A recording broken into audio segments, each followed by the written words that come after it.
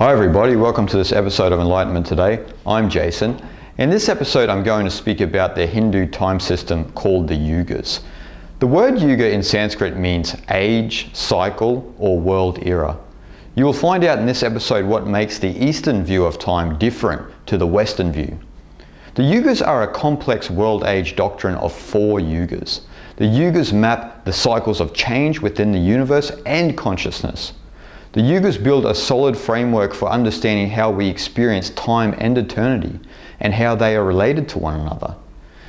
This way of thinking is completely different to the view of time and eternity held firm by Western religions and the West in general.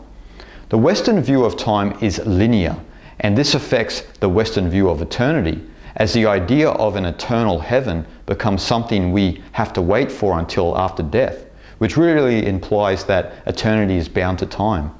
This is ridiculous, considering eternity can only be ever present in this very moment and can only be experienced when limiting thoughts and thinking have completely ceased.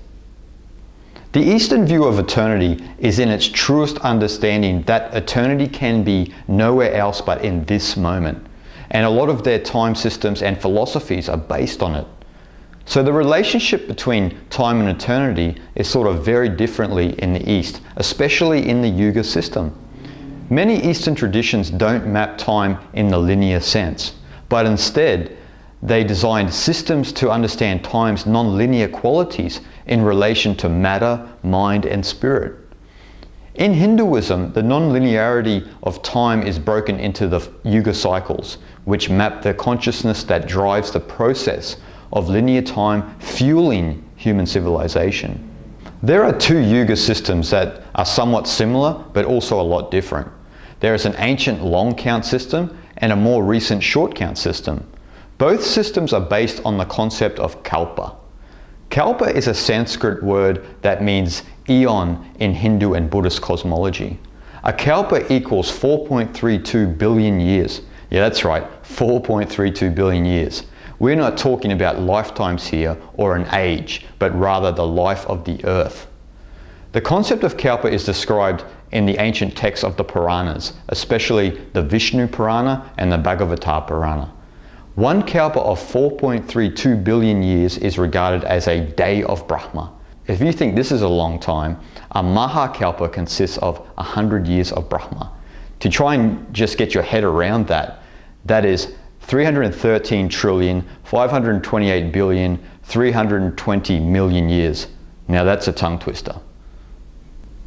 In the long count system, one kalpa is made up of 100 Mahayugas, which means great yugas. The duration of a Mahayuga is built on a system of 4 yugas.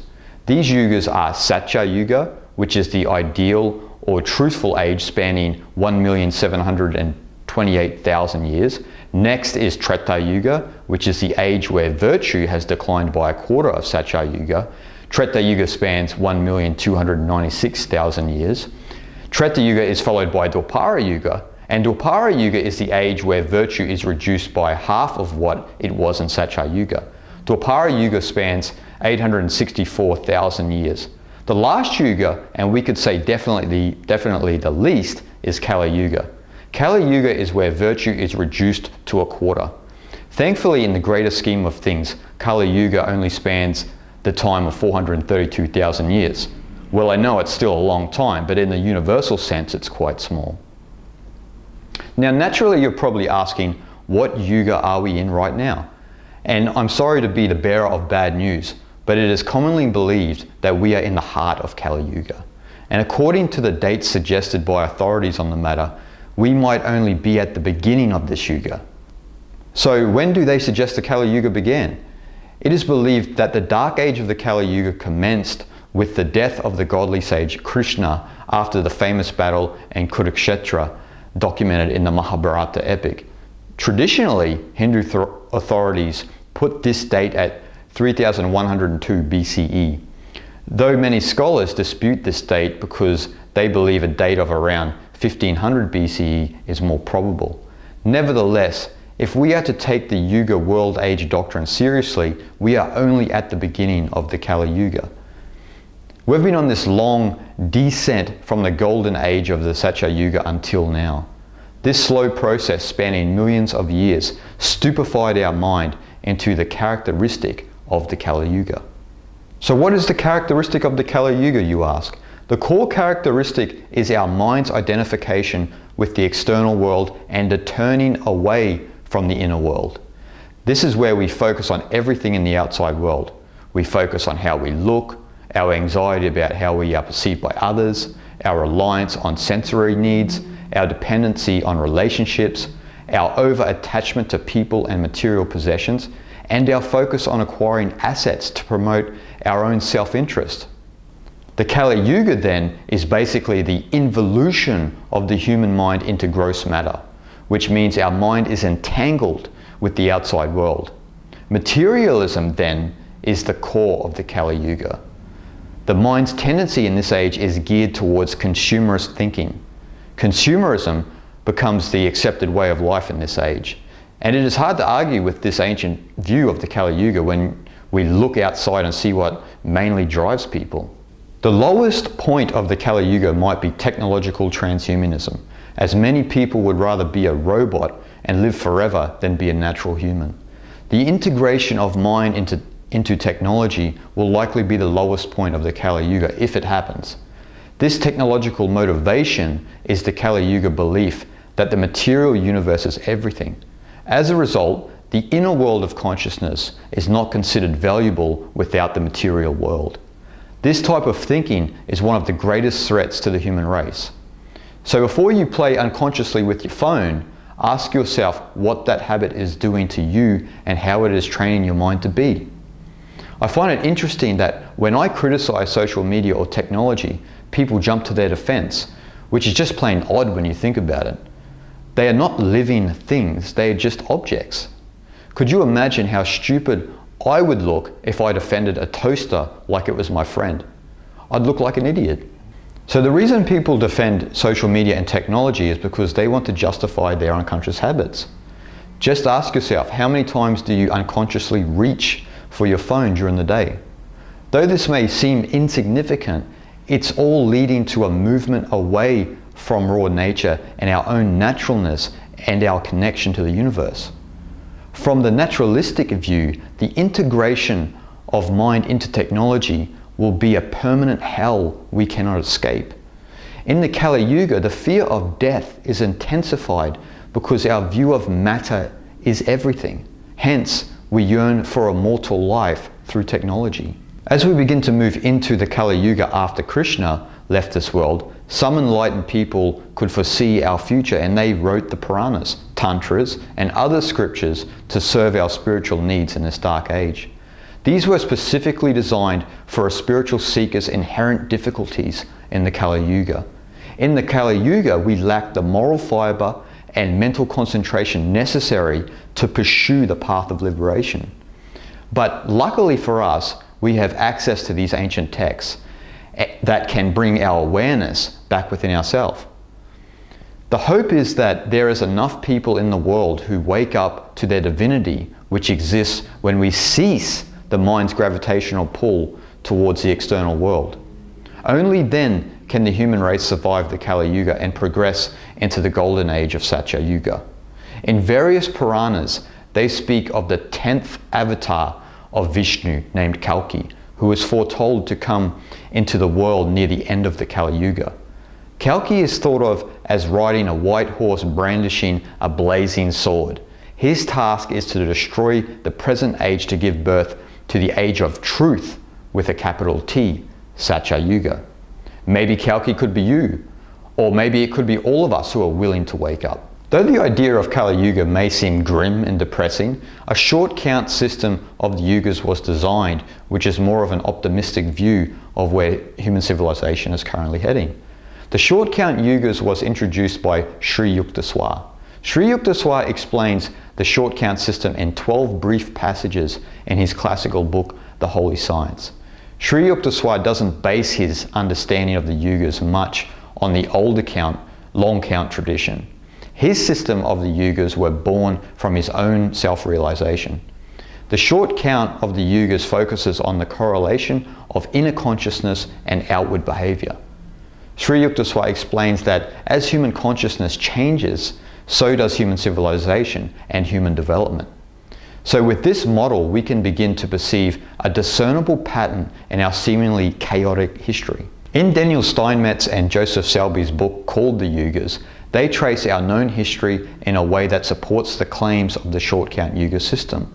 They show a recognizable cycle of human civilization that descended to a certain point and evidence of an ascension.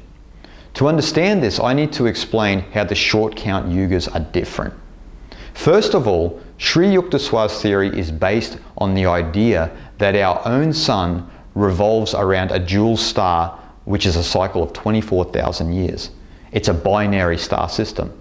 Sri Yukteswar explains that this is a celestial phenomenon caused by the backward movement of the equinoctial points around the zodiac. The common explanation for this is precession, meaning the wobbling, rotating movement of the Earth's axis.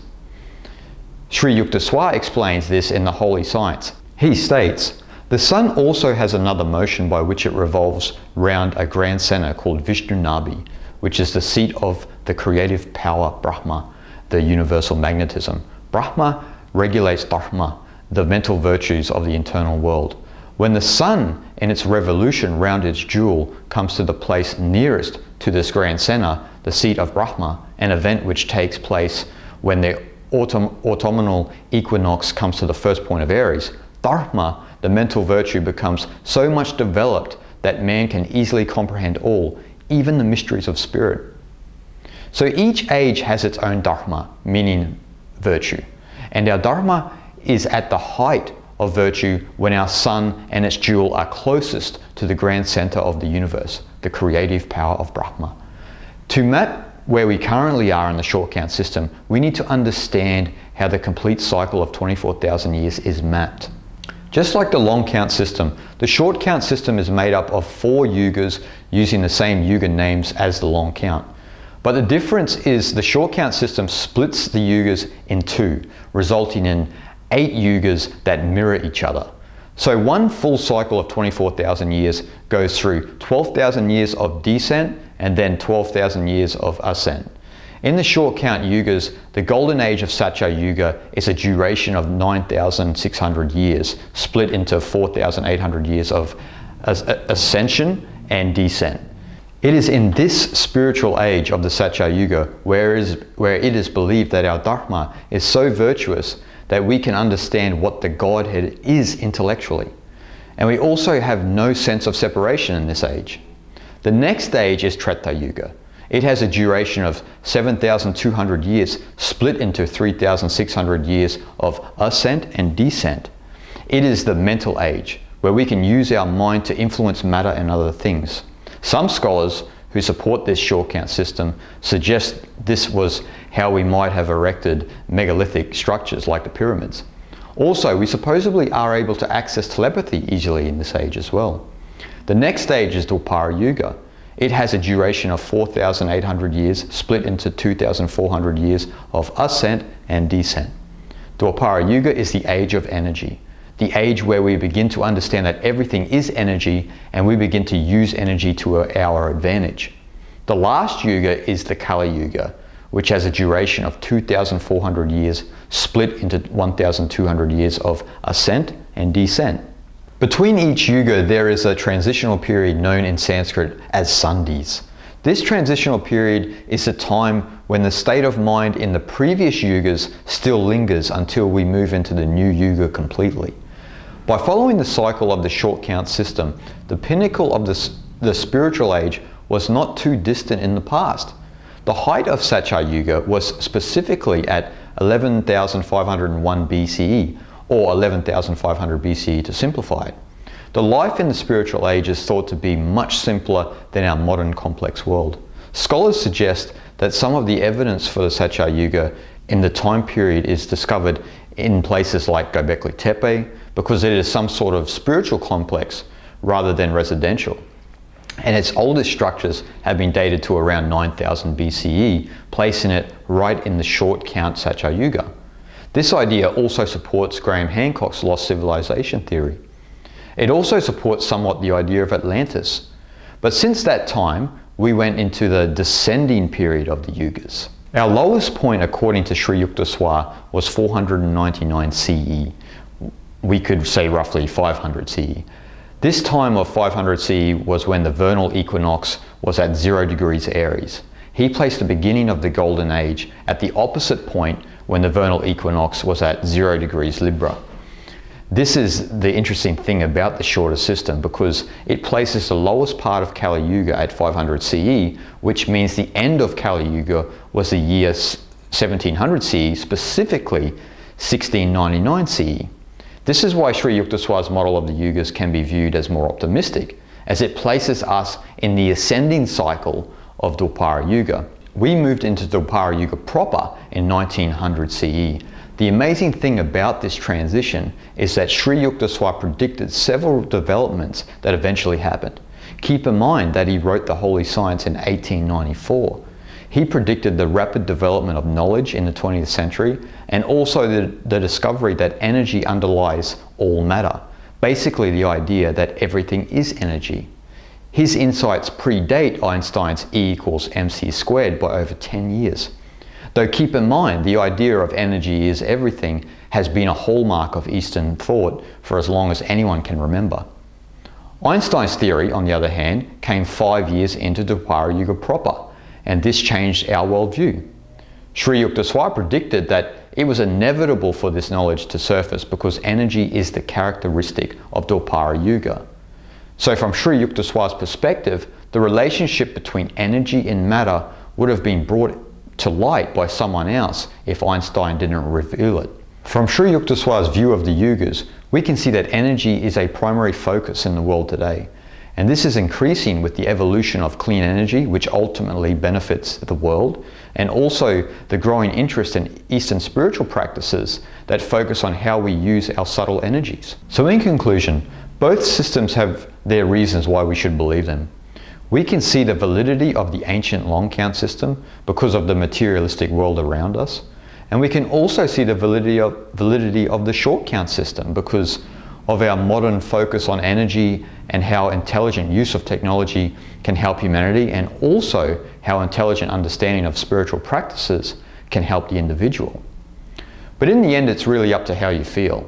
It's a matter of whether you trust the deep intuitions of Sri Yukteswar or prefer to trust an ancient tradition going back thousands of years.